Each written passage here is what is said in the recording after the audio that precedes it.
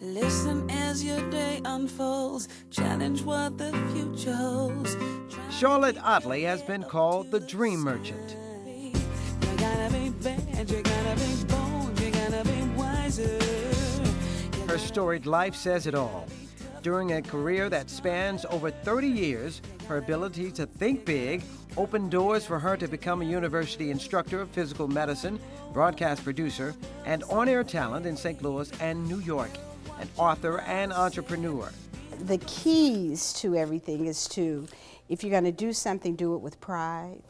If you're going to do it, be enthusiastic about it, because if you aren't, no one else is going to be. To be sincere, because even a dog and a baby know when you aren't. And to be inclusive and show you care. It's fascinating the number of dignitaries and celebrities Charlotte has worked with. Meeting Miss Dunham, Catherine Dunham, as a college senior and remaining friends with her until her death.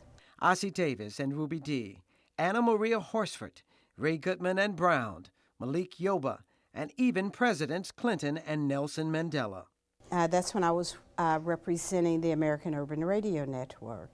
So when Mandela became president, they called American Urban Radio Network and said, Mandela's going to be here, we're going to make a major announcement. We would like black media, up front.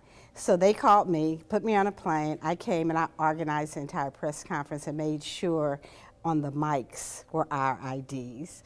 Hundreds of pictures reveal her astounding journey that began as a child growing up in East St. Louis.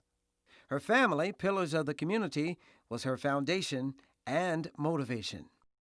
So this is the threesome, Edward, Charlotte, and Dolores.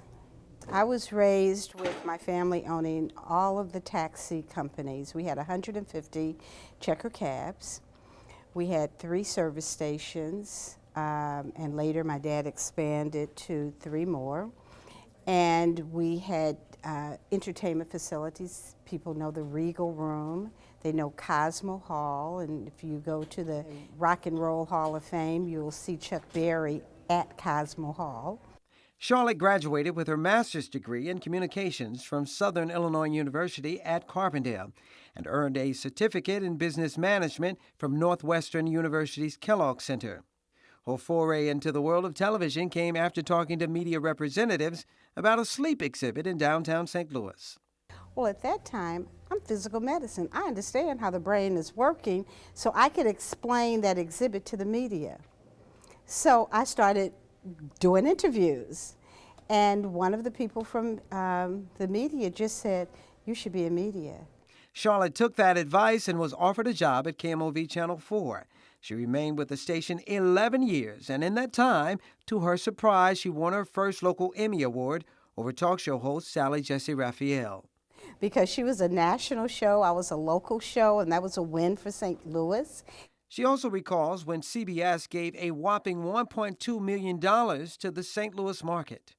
I divided it between 13 organizations that renovated the dance school for Catherine Dunham. It created the boys' home for Annie Malone. It bought the bleachers for Matthew Dickey's Boys Club, and the list goes on. In 1990, Charlotte left St. Louis for the Big Apple to work for WNBC. There, she won 3 more Emmy Awards. Other awards would follow, including 2 PRSA Golden Apple Awards, the President's Award from the NAACP in East St. Louis, and one from Crane, New York's 100 Most Powerful Minority Business Leaders. In addition, she has been featured in Essence and Time magazines and selected as the first African-American Alumni of the Year at SIU Carbondale.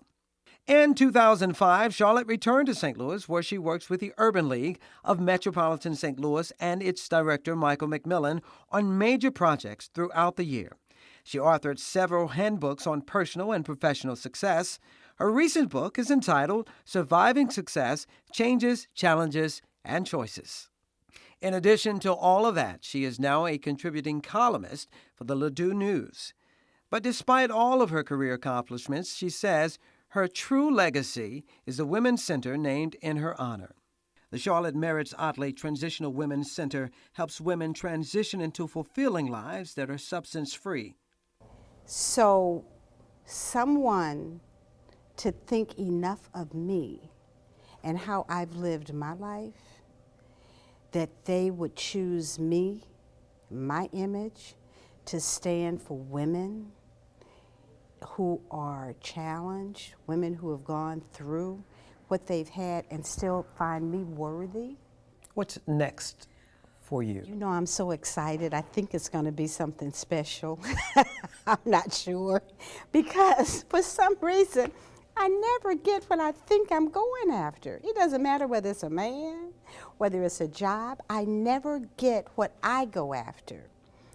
But what I get is always much better. It's like, whoa.